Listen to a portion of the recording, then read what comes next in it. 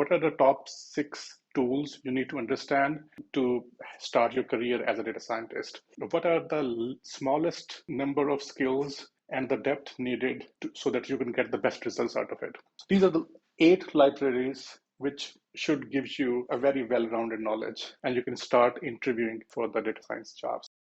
Hello everyone. In this video, I wanted to show you what are the top 6 tools you need to understand to start your career as a data scientist. Now, data science is a very complex field, and sometimes that makes it very intimidating for a newcomer to understand that what a different skill set that person should be prioritizing in terms of learning and how deep he or she should be going. So in this video, I'll try to break it down in the easiest possible way. And also, when I'm doing this analysis, I also always try to focus on what are the smallest number of skills and the depth needed so that you can get the best results out of it.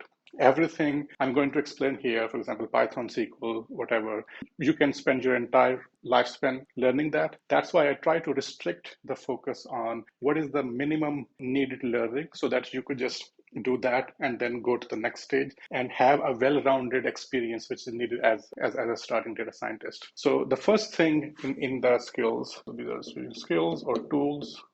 So the first thing in the list is programming.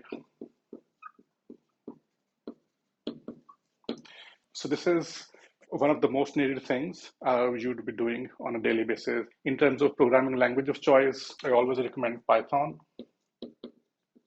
And I created a separate video on how you can get started in about a month's time frame to learn the basic commands of Python so that you have some basic knowledge. The second required skill is SQL or SQL. Again, I have made a video about it. In about a month, you can have a very decent knowledge of SQL. Once you have learned these two, and now the third thing is knowledge of statistics, stats, and the fourth one is ML concept.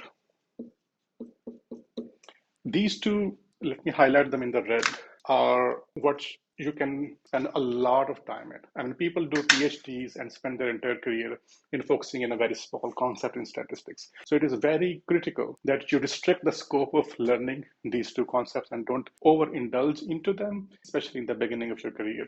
And for these two, what I usually recommend is that there is a book, Practical Statistics for Data Scientists.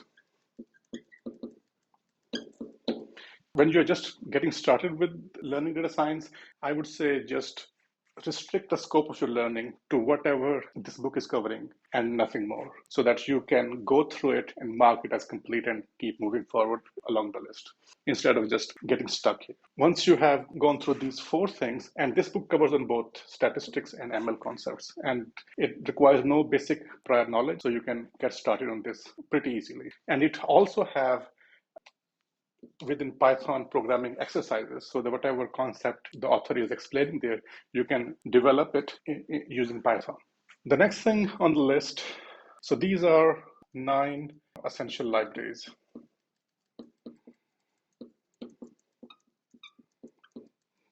As I've explained for these, again, do some caution and try to just learn the basics, foundations of these libraries, because some of these libraries are very mature and old, which means they have a lot of functionality. And I don't want you to take this just one library and spend 2 years learning it. So try to see that what is the foundational level needed for you to learn these libraries, and then restrict the scope accordingly. Let me quickly explain to you what these 9 libraries are. You should start with pandas and scikit-learn.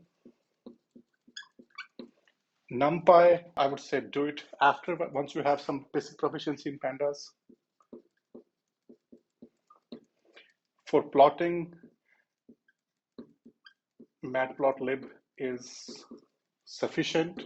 There are many courses who would go into 15 libraries just for plotting purposes. You don't need that. One is sufficient, especially in the beginning.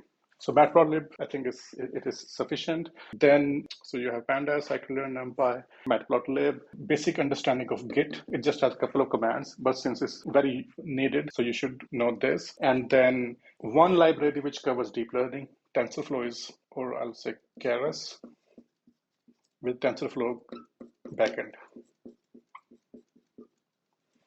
To begin with, this should be sufficient.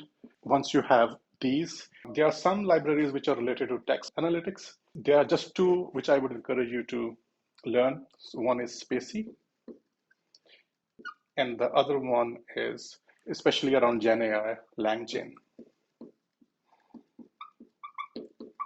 1, 2, 3, 4, 5, 6, 7, 8. So these are the 8 libraries which should give you a very well-rounded knowledge for most of the data science projects. Again, try to see what are the top, let's say 20 useful commands which be within each of these, and then, or go through a quick start guide. Most of these will have quick start guides to understand how it works and then play around with it. The last thing which I would mention here is cloud compute, because nowadays everything runs on runs on cloud.